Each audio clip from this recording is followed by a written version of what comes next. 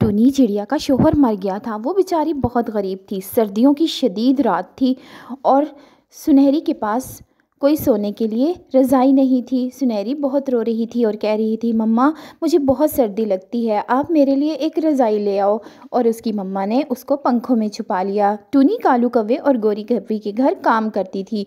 सारे घर का काम करती, लेकिन फिर भी वो उसको बहुत डांटते थे और उसको पैसे भी टाइम पे नहीं देते थे और पैसे बहुत कम देते थे। टुनी ने कहा, मुझे थोड़े से पैसों की ज़रूरत है, मैंने अपनी बेटी के लिए रज़ाई लेनी है। लेकिन गोरी ने कहा, तुम्हें तो मांगने की आदत है, जाओ जब महीना पूरा होगा हम तब पैसे देंगे। टुनी बहुत परेशानी से उड़ती हुई घर वापस आ रही थी। घर वापस आई तो सुनहरी रो रही थी और कह रही थी, आज भी आप मेरे लिए रज़ाई नहीं लेकर आई। देखें तो कितनी सर्दी है, बाहर बर्फ़ पड़ रही है और मैं ऐसे ही सोती हूँ। और टुनी ने उसे गले लगा लिया। टुनी बहुत मेहनती थी।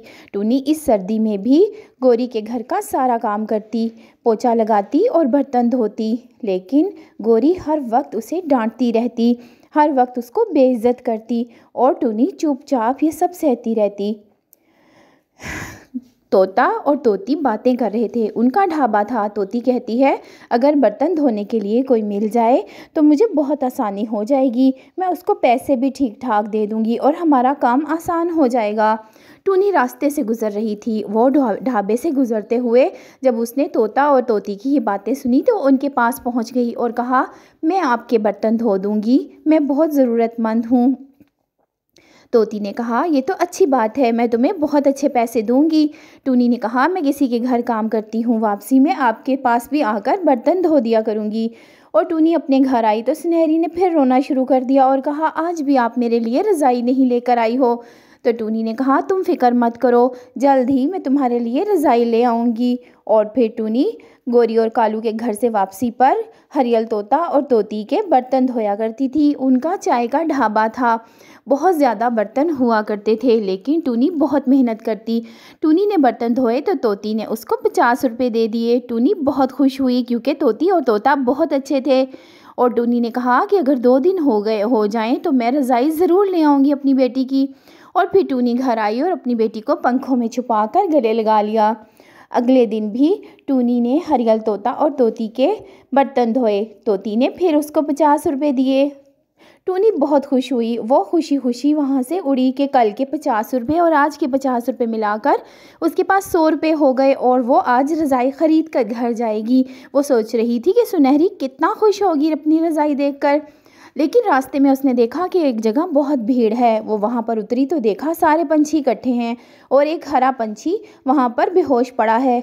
वो जगह जगह से खून में लता हुआ है क्योंकि उसका एक्सीडेंट हो गया था और कोई भी पंछी उसको हॉस्पिटल नहीं पहुँचा रहा था। हर कोई अपने अपने पैसों की वजह से परेशान था। टुनी ने कहा, तुम तमाशा देख रहे हो, इसको हॉस्पिटल ले जाओ। लेकिन पंछियों ने कहा कि हमारे पास ना इतना टाइम है ना इतना पैसा, हम क्या करें, हमें नहीं पता ये कौन है। टुनी ने कुछ ना सोचा और उसको रक्शे में बिठाया और रक्शे में लेकर उसको हरियल हॉस्पिटल पहुंच गई। क्योंकि टुनी बिल्कुल भी ऐसी नहीं थी कि वो किसी को तकलीफ़ में देख लेती। टुनी ने वहाँ उसको हॉस्पिटल पहुँचाया और कहा कि ये पैसे लें, इसको अच्छा सा ठीक कर दें, मैं जा रही हूँ क्योंकि घर पे मेरी बेटी अकेली है। और टुनी ने वो 100 रुपया उसको दे दिया डॉक्टर को और घर जाने के लिए वहाँ से उड़ गई। डॉक्टर भी हैरान था कि ऐसा भी पंछी हो सकता है कोई कि जो अपना भला ना सोचे और दूसरों का सोचे। टुनी घर आई। सुनहरी ने कहा, आज भी आप रज़ाई नहीं लेकर आई हो ना। टुनी ने कहा, बेटा मैंने किसी की मदद कर दी है, जब किसी की मदद करते हैं तो आपकी मदद खुद हो जाती है। सुनहरी ने कहा, मम्मा मैं आप पे फ़ख्र करती हूँ, आप बहुत अच्छी हैं।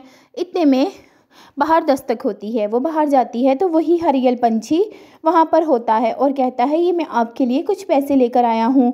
मुझे हॉस्पिटल में डॉक्टर ने बताया कि आपने मेरी मदद की और आप अपनी बच्ची के लिए रज़ाई लेने जा रही थी। ये मैं 2 बिस्तर भी लाया हूँ गरम, ये भी आप रखें। टुनी ने कहा, नहीं नहीं मैं ये नहीं ले सकती।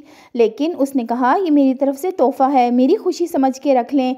फिर टुनी ने वो सब चीज़ें रख लीं। सुनहरी अपना गरम गरम बिस्तर देखकर बहुत खुश थी। टुनी ने कहा, तुम एक रज़ाई मांगती थी, ये देखो 2-2 पूरे गरम बिस्तर आ गए हैं। नेकी का सिला नेकी ही होता है, भलाई करनी चाहिए ताकि आपके साथ भी भलाई हो।